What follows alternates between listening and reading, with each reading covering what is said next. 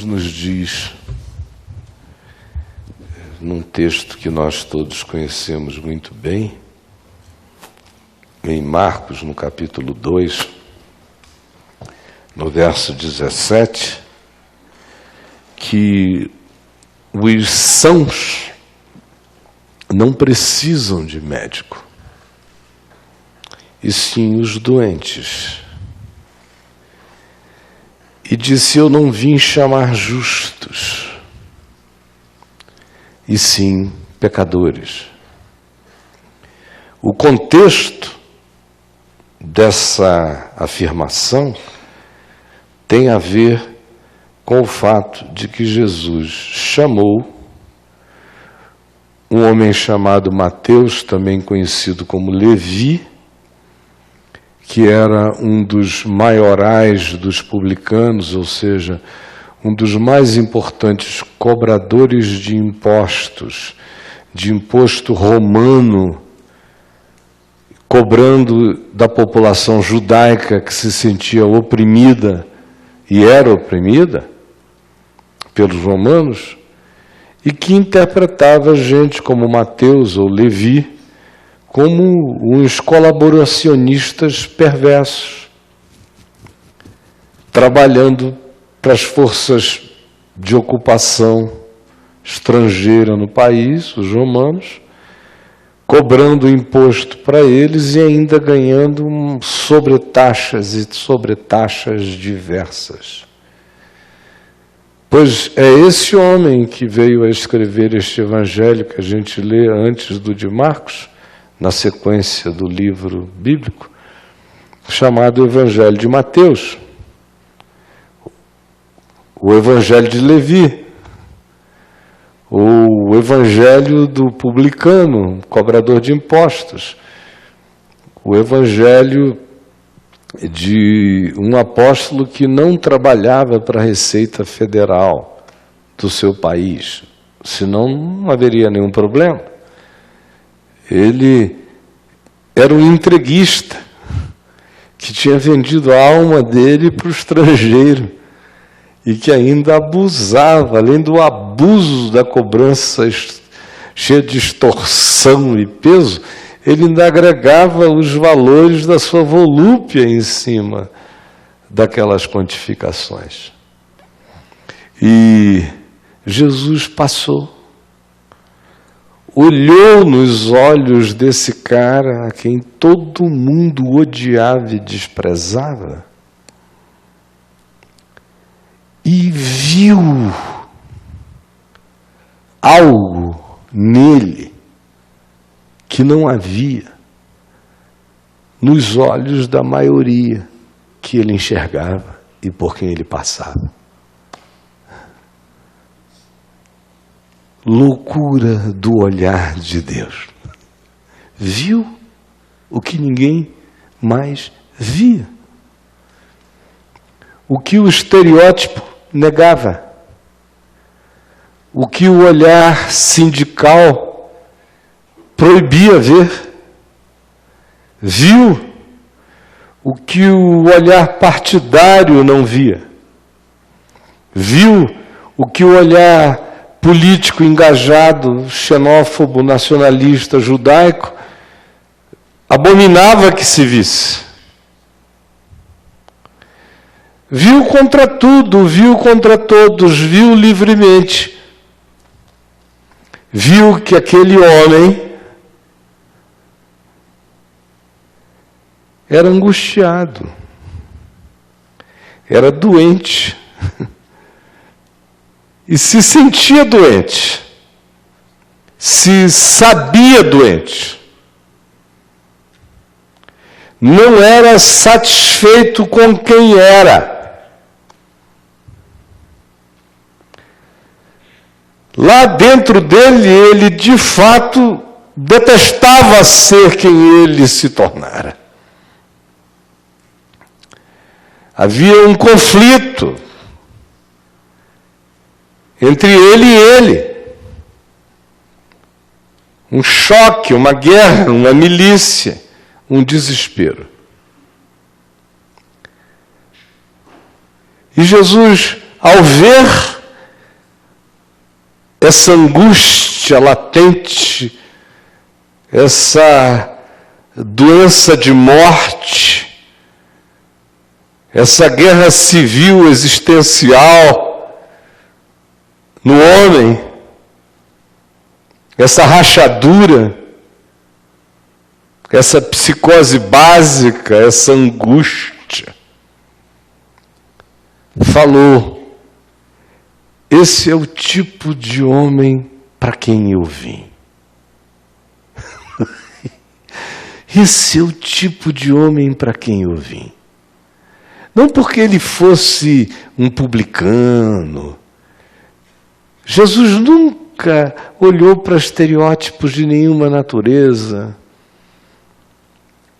Ele tinha um apóstolo, que se tornou assim, apóstolo, originalmente um discípulo, chamado Simão o Zelote. Isso significava um estereótipo. Era Simão do MST, por exemplo. Ou Simão de qualquer partido que estivesse disposto a incitar a violência, o choque, o grupo social, a organização social. Jesus viu a mesma coisa naquele cara. Uma angústia.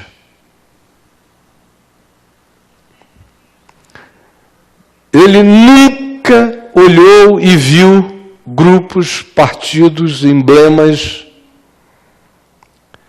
Por exemplo, se diz que ele passou por um jovem rico e o amou.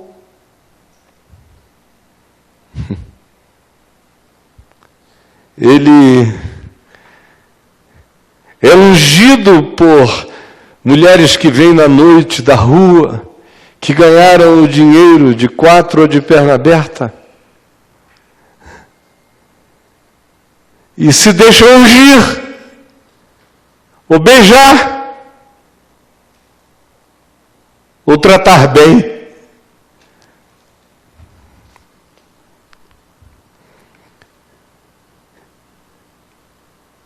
A única coisa que Jesus ensina que não pode faltar no homem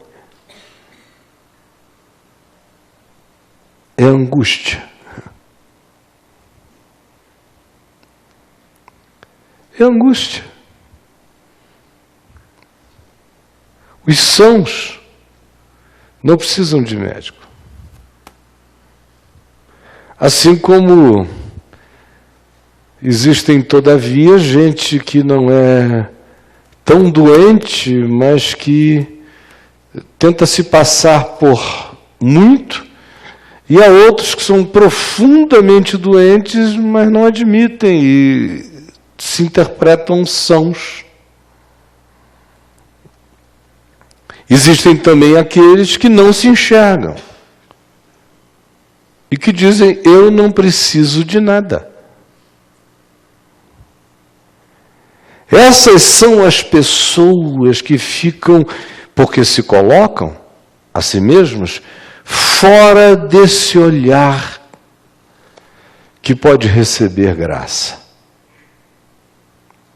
que pode receber Deus.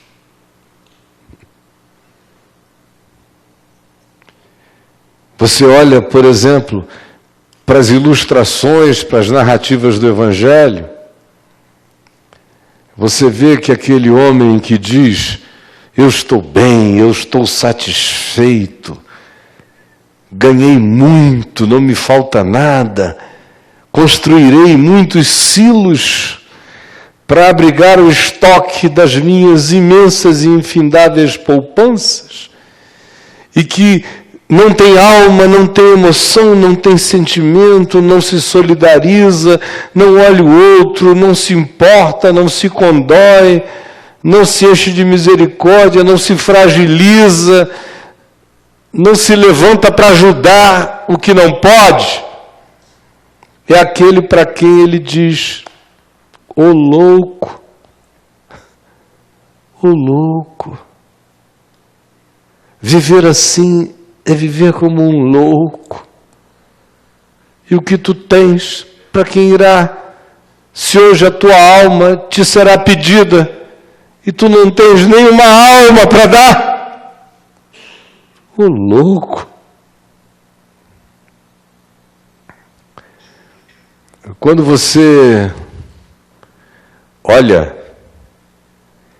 e vê aqueles que Jesus bota em volta dele de maneira bem íntima, bem fraternal, bem conduída, bem amiga, são todos indivíduos que aqueles que se sentem sãos, ou melhores, ou superiores, são justamente aqueles que se sentem menos vulneráveis, chamam de eles, marginalizam, em que nível seja. Eu não estou me referindo a nada que não seja evangelho, ou seja, no evangelho a grande discriminação não é de natureza social, econômica, nem racial. Vocês já notaram nos dias e no ambiente de Jesus, na Palestina, não era.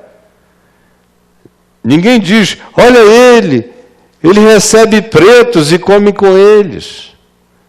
Ou olha ele come gringos, recebe gringos e come com eles. Ou olha ele recebe revolucionários e come com eles. Ou olha ele come capitalistas, recebe capitalistas e come com eles. Não. A coisa tem a ver com moral, comportamento. Olha ele, recebe prostitutas e come com elas. Olha ele,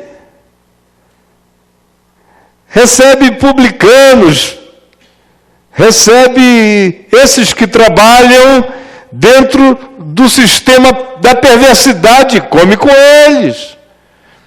Olha ele recebe pecadores de todos os gêneros e come com eles. Quem são esses pecadores? São desesperados. No Evangelho, são os desesperados. Desesperado pobre, desesperado rico, desesperado importante, desesperado desimportante, desesperado religioso ou desesperado policial ou militar romano, centurião, capitão, desesperado chefe da sinagoga ou a desesperada mulher de fluxo hemorrágico que não passa nunca. O discretamente aflito Nicodemos, querendo saber o que era e como nascer de novo, ou uma mulher sem eira nem beira, em Tiro e Sidom, que invade uma casa com todas as ordens e os impeachments apostólicos, dizendo aqui você não entra e ninguém fala com ele, e ela acaba se metendo dentro do lugar de repouso e Jesus não conseguiu ocultar-se dela, porque ela tinha um desespero. São os desesperados.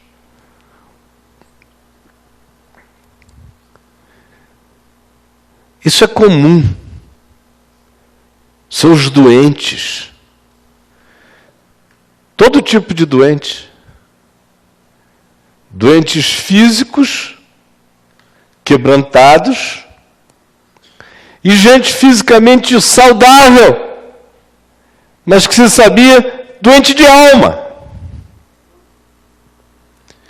Porque até o doente físico, para se aproximar dele, tem que se saber também, doente de alma.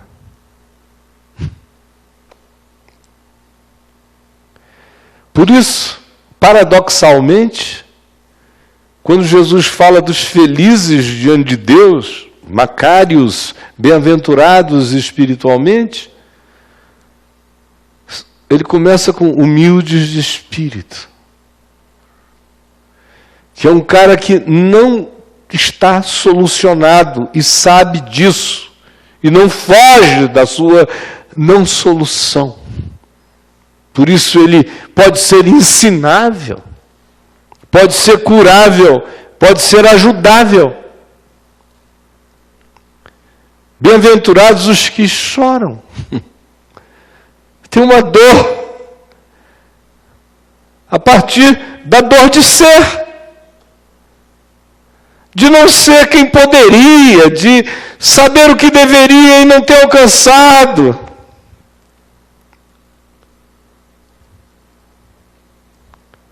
Ou o que tem fome e sede, carrega uma dor.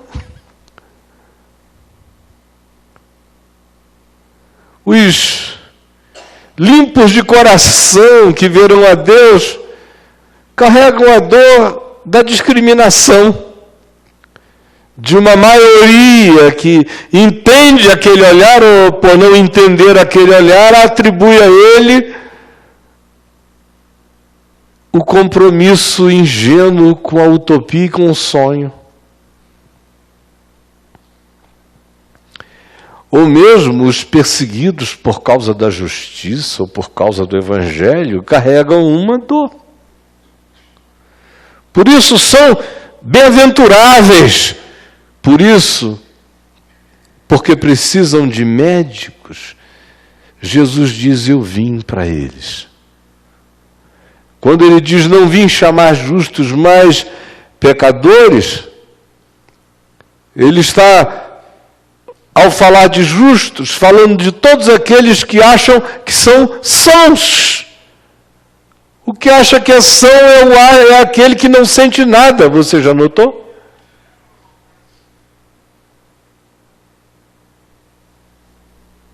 Aquele que se pensa são é aquele que não sente nada. Toda vez que eu não estou sentindo nada, eu me sinto são. Nesse instante, por exemplo, aqui eu estou são. Não estou sentindo nada. Agora que eu me dei conta de que eu sou um corpo falando com vocês, porque eu não tinha nem pensado na minha materialidade. Eu não tinha nem pensado em mim como espírito, porque eu penso mais em mim quando espírito, quando eu estou como espírito, quando eu estou sentindo alguma angústia existencial ou uma grande alegria. Mas esse estado de sanidade tranquila, parece até que você está falando de um vácuo.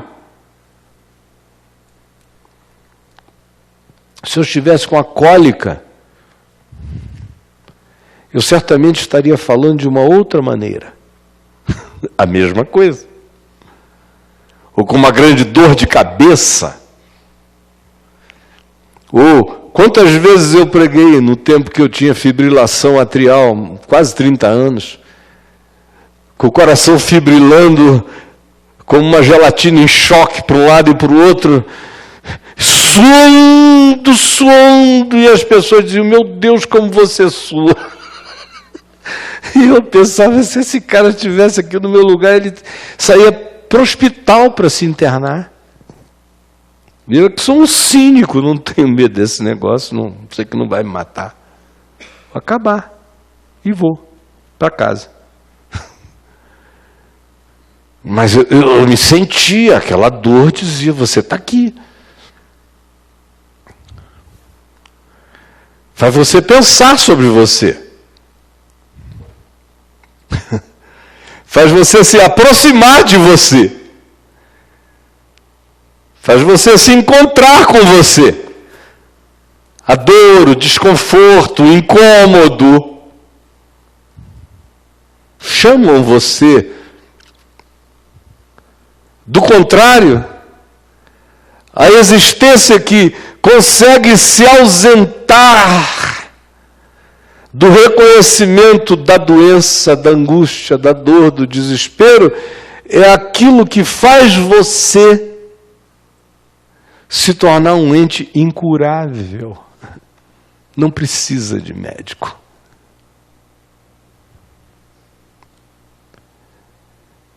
Eu ouço Paulo gritar: desventurado homem que sou, quem me livrará do corpo desta morte? Ou, ali mesmo, em Romanos 8, logo no capítulo seguinte, aquele no qual ele exclama isso, que é Romanos 7, ele vem a dizer: pois todos nós gememos, todos nós, e suportamos angústias até agora, todos nós os que temos as primícias do Espírito. Leia lá, Romanos 8. Verso 18 para frente. Todos nós gememos.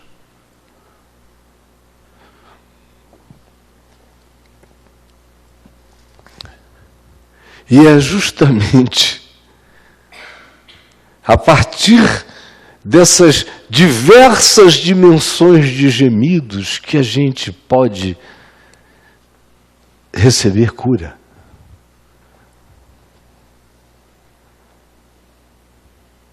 É da convicção que eu tenho da minha incompletude que eu posso receber completamento. É da admissão da minha desventura em áreas, dimensões da vida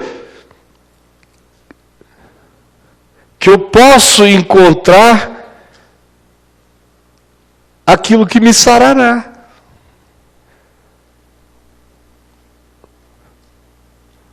Do contrário, a sensação de bem-estar nos conduz à perdição. É o que diz o Salmo. Pois eis que a sua sensação de bem-estar os conduz à perdição. Não é o que Jesus diagnostica no espírito coletivo da igreja de Laodiceia, que dizia: sou sã, não preciso de coisa alguma, tenho tudo. E Jesus disse: e tu não sabes que tu és pobre, cego, infeliz e nu? Aconselho-te que de mim venhas e compres para ti. E é só uma linguagem de um lugar, porque o convite é todo para uma apropriação em graça. O preço da graça é a declaração de que eu não tenho como comprar nada, porque eu sou um falido. Eu não tenho nem como pegar o que me dão, porque eu não tenho os meios. Aí ele diz: para estes eu vim.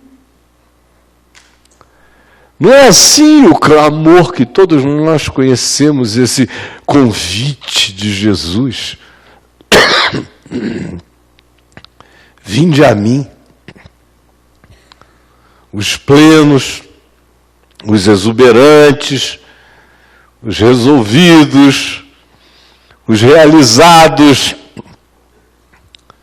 os que não precisam de nada, e eu os glorificarei.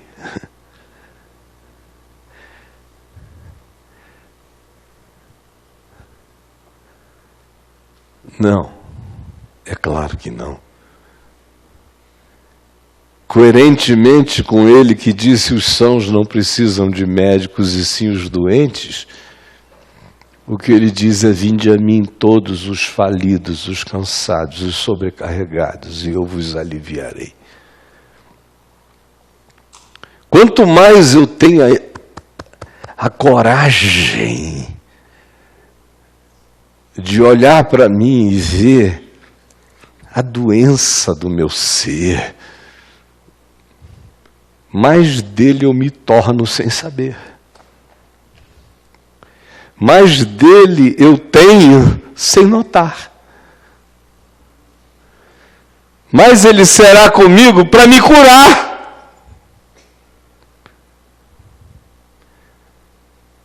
Quanto mais eu não fantasiar com uma saúde que eu não tenho e com uma pessoa que eu não sou, e vier séria, profunda e honestamente com a minha doença a Ele e a mim mesmo, sem fuga nem evasão,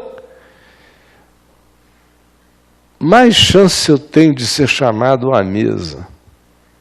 Vem, Levi, come comigo, entrarei e cearei com ele e ele comigo. Vem, Levi, desce, Zaqueu, porque hoje eu vou jantar na tua casa. É tudo tão óbvio. O cara que não nega quem ele é tão baixinho que sobe num sicômoro, e é tão desprezível que quando Jesus diz, desce, eu vou para a tua casa, ele não acredita, mas vai. Ou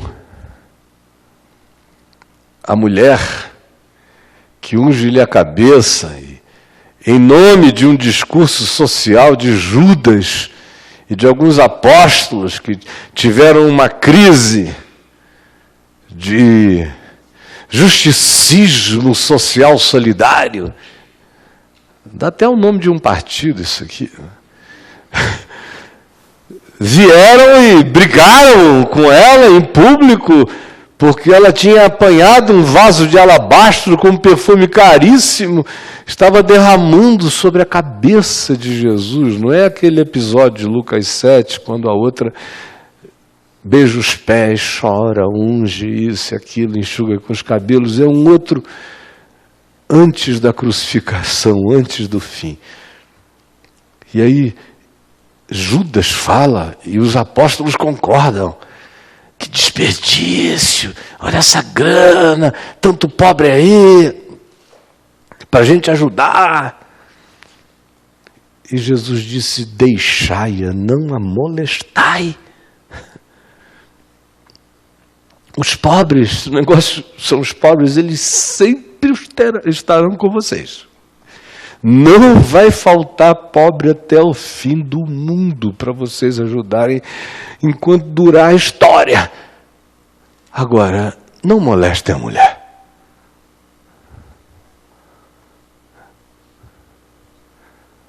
Não molestem a mulher. E em verdade eu vos digo que aonde quer que este evangelho seja pregado no mundo, isso será mencionado em memória dela. Com base em que projeto ideológico que você vai posicionar essa fala de Jesus? E nenhum. Tem a ver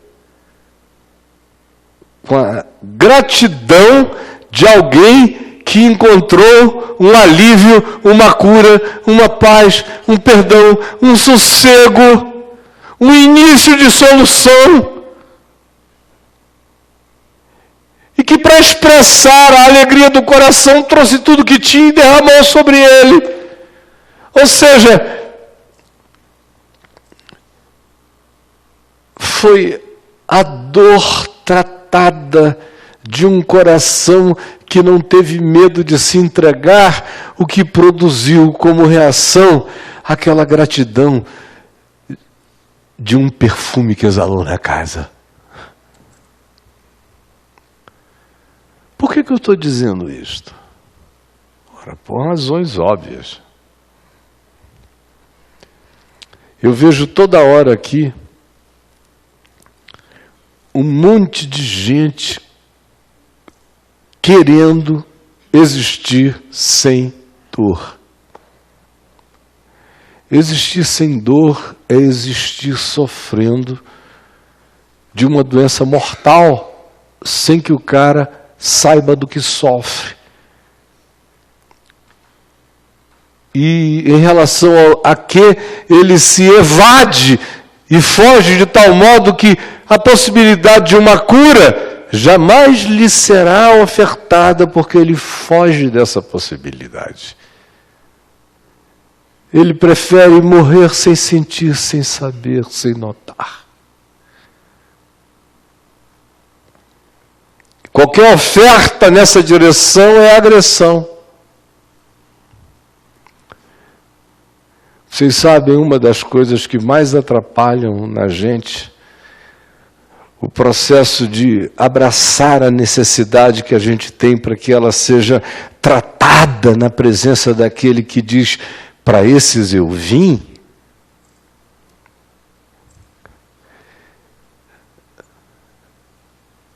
É a nossa justiça própria emocional ou moral, ou de qualquer outra natureza.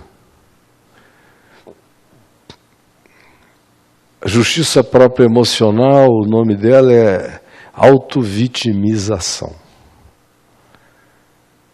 É quando a gente, ao invés de se encarar, a gente diz: coitadinho de mim. Quando a dor que me chega, ao invés de eu olhar para ela, eu transfiro para outros e digo: coitadinho de mim. E eu me auto-vitimo. Por isso, aquele que se auto-vitima nunca pode ser curado. O cara não diz que está doendo em nenhuma circunstância, nem mesmo quando aquilo tem a ver com os maus feitos pela pessoa praticados. Nem tão pouco quando ele é atingido por algo que ele não consegue explicar, mas também não consegue assumir. Aí nunca é tratado, nunca vai ser curado.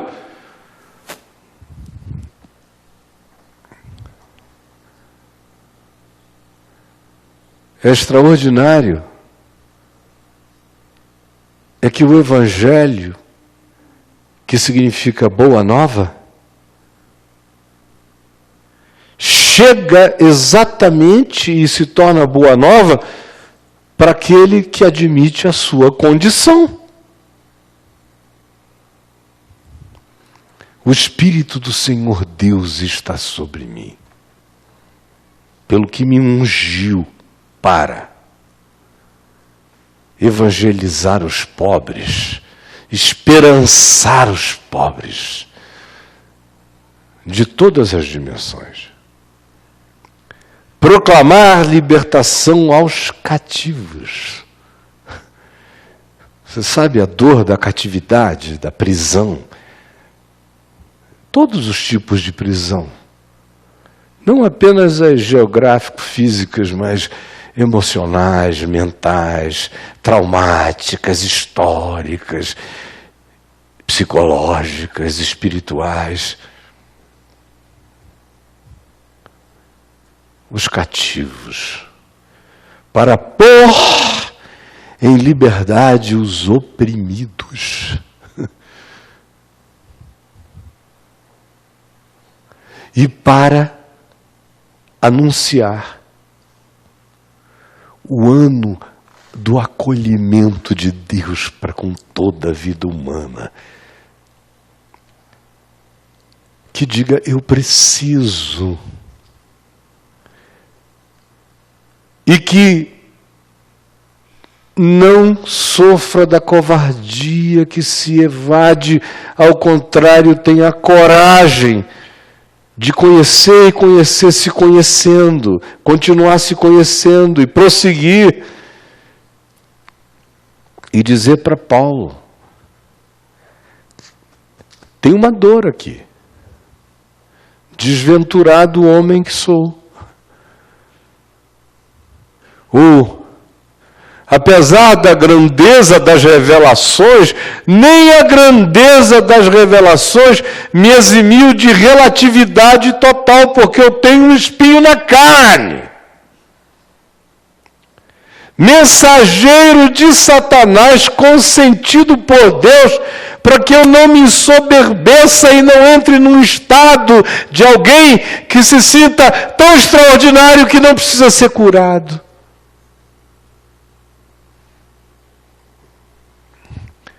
Por isso é que ele mesmo diz que o poder de Deus se aperfeiçoa na fraqueza.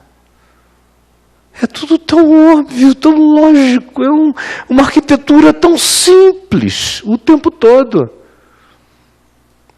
É psicologicamente tão terrivelmente óbvio.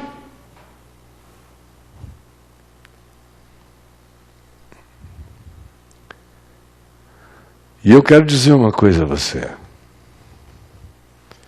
Quanto mais a gente cresça na percepção de quem nós somos,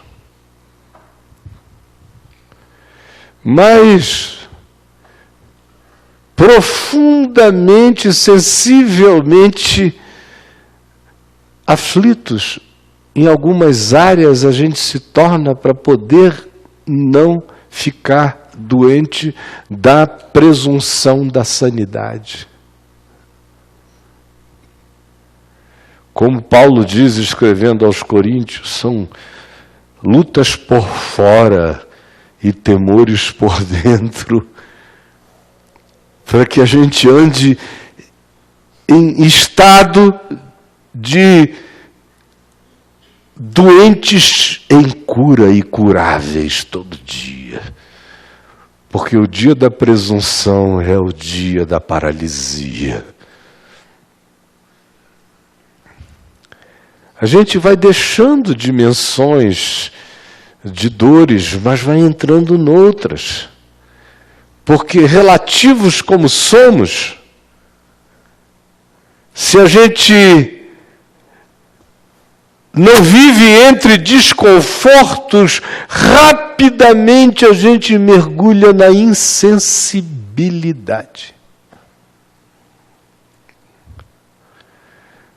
É esmagadoramente assim. Por isso é que Jesus disse: no mundo tereis aflições. Esse negócio vai manter vocês vivos. Mas tem de bom ânimo, é assim mesmo. Eu venci o mundo e vocês vão crescer. Não tenham medo.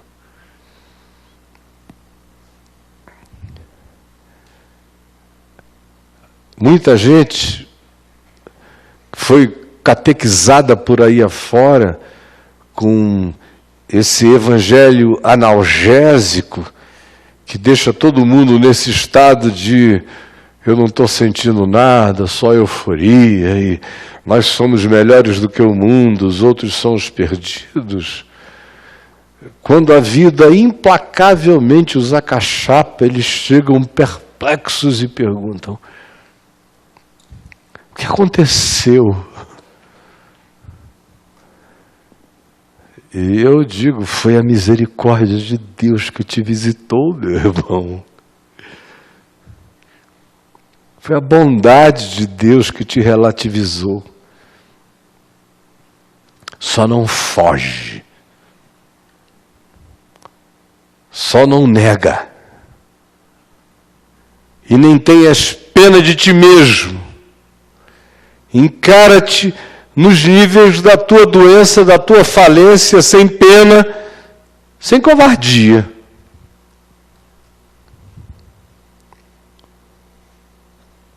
Para que nenhum processo da vida de Deus seja parado em ti. Como Paulo diz, escrevendo em tantos lugares, é uma abundância. Eu estou trazendo a obviedade total para nós aqui, mas ele diz, por exemplo, aqui em Filipenses, no capítulo 4, que é um texto que todo mundo gosta tanto, alguns citam sem entender o contexto, nem sequer o que estejam dizendo, mas o falam de maneira totalmente papagaiada, sem o menor significado, compreensão daquele significado. Quando Paulo diz, olhem, eu tudo posso naquele que me fortalece, ele diz antes, alegrei-me sobremaneira no Senhor, porque agora, uma vez mais, renovastes a meu favor o vosso cuidado, o qual também já tinhais antes, mas vos faltava oportunidade. Digo-vos isto, não por causa da pobreza na qual eu estou vivendo agora, porque eu aprendi a viver contente em toda e qualquer situação. Tanto sei estar humilhado, como também ser honrado. De tudo e de todas as coisas já tenho experiência, tanto de fartura como de fome. Assim de abundância, como também de escassez. Tudo posso naquele que me fortalece.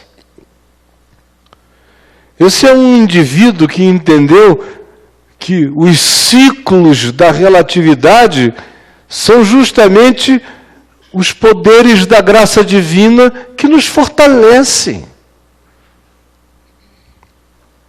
que não nos deixam parar, que nos põem nessa condição que ele descreve, escrevendo aos Coríntios, segundo aos Coríntios no capítulo 4, no verso 7, nos põe na condição de tesouro em vasos de barro. Tesouros em vasos de barro. É uma imagem extraordinária, que ninguém faz, só Deus. Ninguém bota tesouros em vasos de barro. Você pegar todo o seu tesouro, ao invés de botar num cofre, mandar fazer um vasão de barro e botar tudo lá dentro. Mas Deus é assim. Tesouros em vasos de barro. Para que a excelência do poder seja de Deus e não de nós. Se for de nós é porque eu sou são.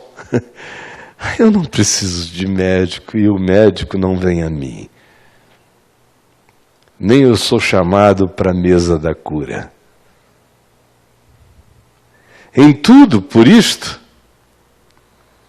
somos atribulados, porque o vaso é de barro, porém não angustiados, porque existe a crescência de um tesouro em mim. Perplexos, comigo mesmo, com os outros, com a existência, porém não desanimados. Prossigo, refaço, revejo, reencaro, não retrocedo, vou adiante. Perseguidos, porém não desamparados. Abatidos, porém não destruídos. Levando sempre no corpo o morrer de Jesus, a fragilidade de Jesus. A coisa maravilhosa é você saber e misturar a condição humana e chamar isso de o morrer de Jesus, no sentido de que quanto mais eu admito o meu estado, mais chance de cura, de graça, de explosão de Deus em mim haverá, para que também a sua vida se manifeste no nosso ser. Porque nós que vivemos, que existimos aqui, somos sempre entregues à morte, senão a gente não sobrevive. Eu preciso ser entregue à morte para não morrer de satisfação insensível. Eu preciso ser entregue à morte para que a vida de Jesus se manifeste em mim. De modo que em nós opera a morte. E ele, se referindo aos de Corinto, que o estavam ouvindo, ele disse: em vós a vida. Aqui no contexto, ele estava falando de tantas dificuldades que ele provava para que o Evangelho chegasse puro e fizesse a realização da vida no entendimento e na compreensão daqueles aos quais ele se dirigia. Ou seja, a afirmação o tempo todo é esta, e ele conclui dizendo: por isso não desanimemos. Não desanime. Não fuja da verdade. Para ficar sentado na mesa com Jesus, o cara tem que saber que ele é um doente em estado de cura todo dia. O mais faz parte do processo da terapia. Portanto, não desanimemos, pelo contrário, mesmo que o nosso homem exterior, que o nosso corpo, que a gente se fragilize, que tudo aconteça. Meu Deus, não é aí que habita a cura.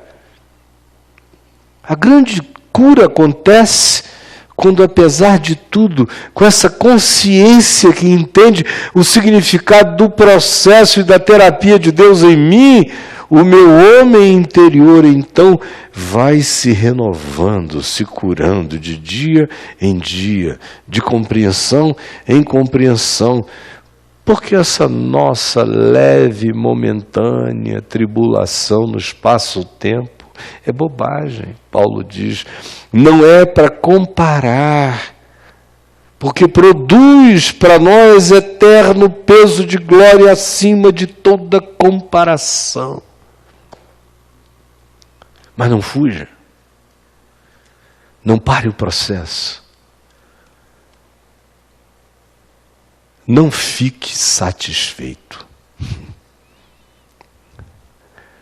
Se você ficar satisfeito, você vai ficar profundamente doente. Você veio aqui para que eu estimulasse você à insatisfação? É claro que não. O paradoxo do Evangelho é este: o Senhor é meu pastor e nada me faltará. Nada me faltará como provisão para que eu não tenha medo de me encontrar e me possa ser, então, possa eu ser conduzido a pastos verdejantes, a águas tranquilas, eu possa fazer a jornada, mas mesmo nessa jornada eu vou ter adversários, inimigos, eu terei que aprender a alegria no meio da relatividade. Unges minha cabeça com óleo na presença dos meus inimigos. Para que a excelência do poder não seja de homens, mas sempre de Deus. E para que eu seja um bem-aventurado, para que eu seja ensinável, humilde de espírito, quebrantado. Eu não sou o indivíduo que diz: estou pronto, feito e realizado e não preciso de ninguém, da ajuda de ninguém, do socorro de ninguém, da compreensão de outros. Eu preciso. E preciso ser iluminado nas diversas trocas e percepções, e eu preciso ter a coragem de dar razão à verdade, mesmo que me esmague de dor, para que eu seja curado. E prossiga sendo. E nunca pare de ser assim. Porque no dia que parar, eu fico sofrendo de uma doença mortal, da qual eu não me curarei. Porque a presunção de ser unção me faz não admitir o médico. Quando você trabalha atendendo pessoas, eu quero concluir aqui, é interessante, e eu faço isso todo dia há muitos anos. Muitos anos. É interessante que tem uns que vêm a você exagerando doenças. Exageram. São pessoas que querem piedade. Elas não querem cura. Elas querem que você se apiede delas. E quanto mais você se apiede da condição delas, menos chance elas têm de serem curadas. Porque você comprou um pacote de irrealidade, uma exacerbação, um holograma de doença inventada. E admitir doenças que não existem nos adoecem mais ainda, não nos curam.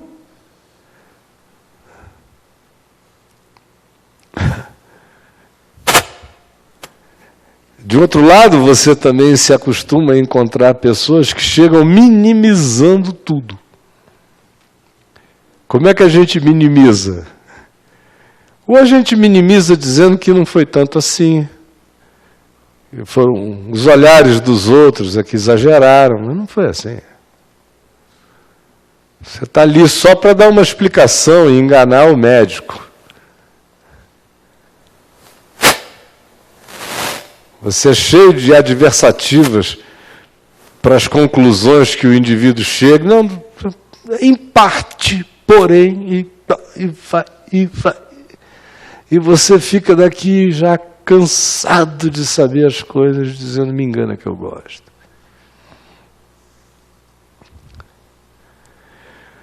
Os únicos que são curados, cheguem como cheguem, são aqueles que em algum momento admitem a verdade.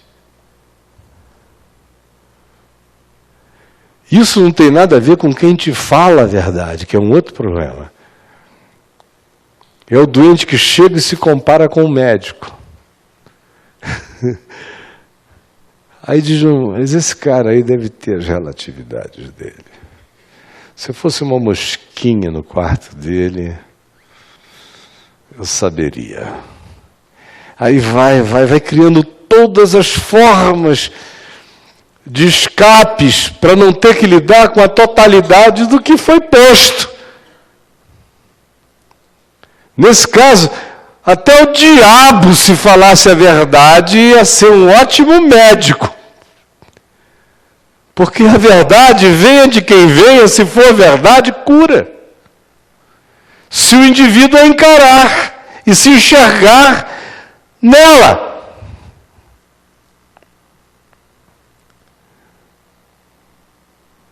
A gente é cheio de ardil.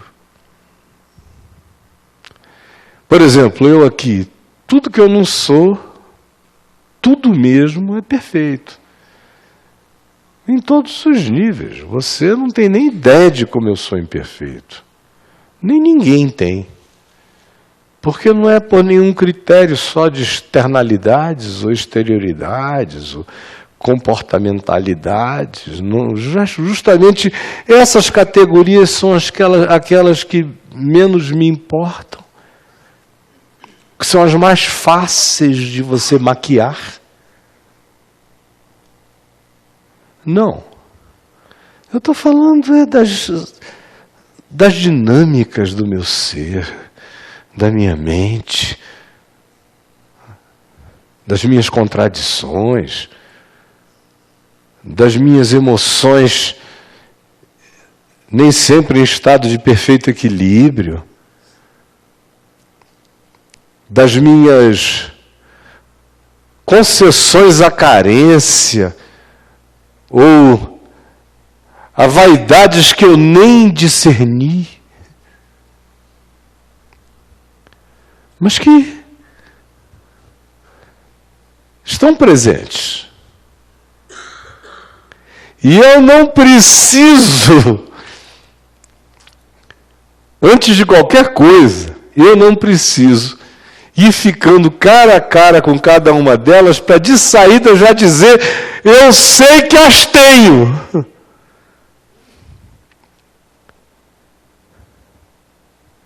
Muitas eu já discerni, outras ainda não. Mas a certeza de as possuir eu tenho. Por isto, prossigo para o alvo. Não é o que Paulo diz em Filipenses 3,12? Esquecendo-me das coisas que para trás ficam, para eu não viver de processos angustiosos, neuróticos, culposos, paralisantes. Eu já enxerguei, tomei decisões, não alcancei perfeição nenhuma, mas prossigo para conquistar aquilo porque eu fui conquistado. E é algo que vai ter que acontecer em mim todos os dias. Você me compreendeu? Isso não produz uma euforia. Isso produz, sabe o quê? Luz. Aqui. Entendimento. Exorciza fantasias, mentiras, medos. Faz impeachments de realidades danosas no nosso ser, como a tentativa de autojustificação emocional. A autopiedade, ou qualquer outra coisa que paralisa qualquer fluxo que possa se voltar sobre mim e me fazer, em me enxergando, ser curado, porque os sãos não precisam de médicos, e sim os doentes. Eu só serei curado se não parar de encarar processo das minhas doenças, porque nunca haverá um dia neste planeta em que eu não precise do médico. Nunca. Bem-aventurados sejam esses humildes de espírito, porque deles é o reino dos céus. Vamos ficar em pé e vamos orar. Aleluia. É isso aí, Janoca. Junoca, querido.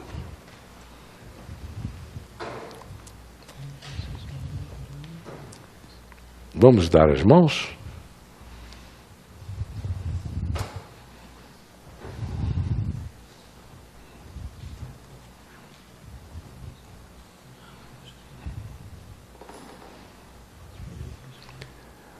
Você compreendeu o que foi dito? Se compreendeu, diga amém. E que Deus nos abençoe. E nada nos pare. Que a gente não tenha teto. Não resista ao Espírito Santo. Nem a toda a graça de luz. Senhor, Tu me sondas e me conheces. Sabes quando me assento e quando me levanto. De longe penetras os meus pensamentos. Conheces o meu andar e o meu deitar. E conheces todos os meus caminhos. Ainda a palavra me não chegou à língua. E Tu, Senhor, já a conheces toda. Tu me cercas por trás, por diante, sobre mim pões a Tua mão. Tal conhecimento é maravilhoso demais para mim. É sobremodo elevado. Eu não posso atingir. Para onde me ausentarei da Tua face? Para onde fugirei do Teu Espírito? Se eu subo aos céus, lá estás. Se eu faço a minha cama no mais profundo abismo, lá estás também. Se eu tomo as asas da alvorada e me detenho nos confins dos mares, ainda lá me haverá de guiar a tua mão e a tua destra me susterá.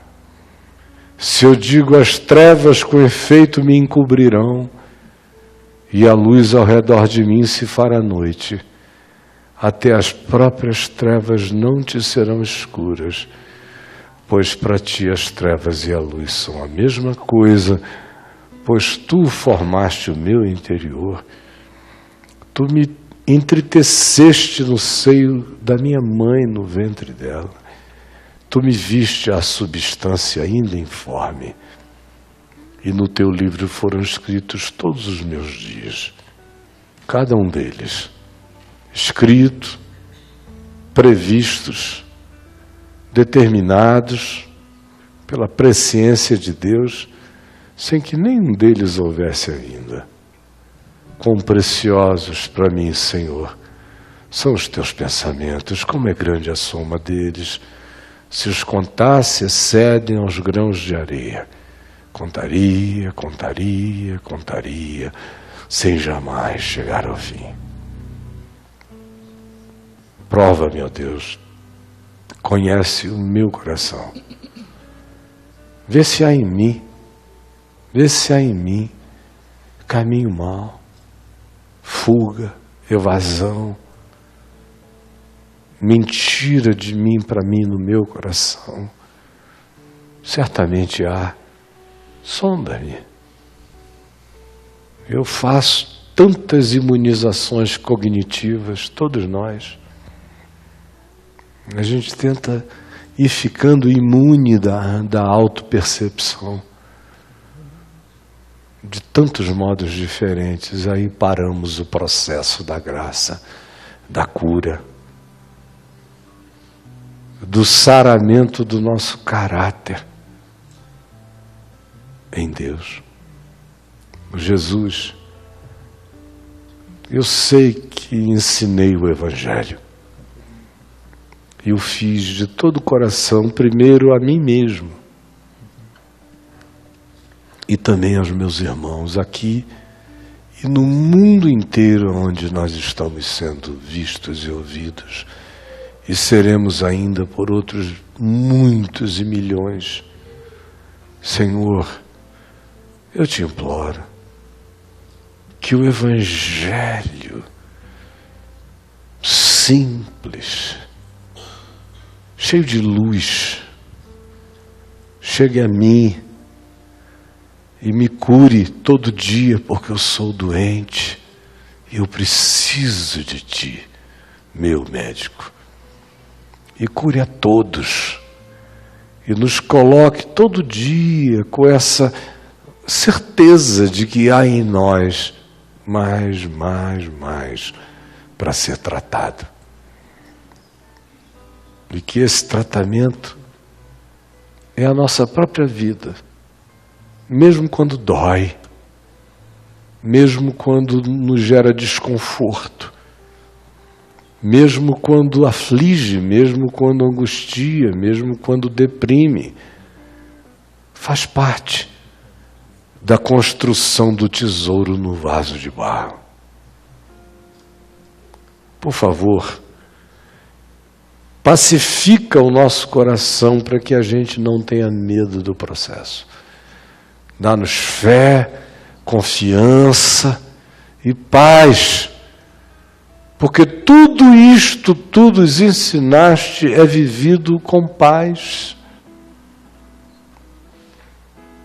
Bendito o paradoxo, eu sofro com paz, eu me angustio com paz, eu me percebo com paz, eu choro com paz, eu me converto com paz, e eu vou crescendo de cura em cura, de fé em fé, de graça em graça, de glória em glória, olhando firmemente para Jesus, o autor e o consumador da fé, olhando para a face de Deus mostrada em Cristo, e sabendo que o meu chamado é crescer na direção de me tornar como Ele é.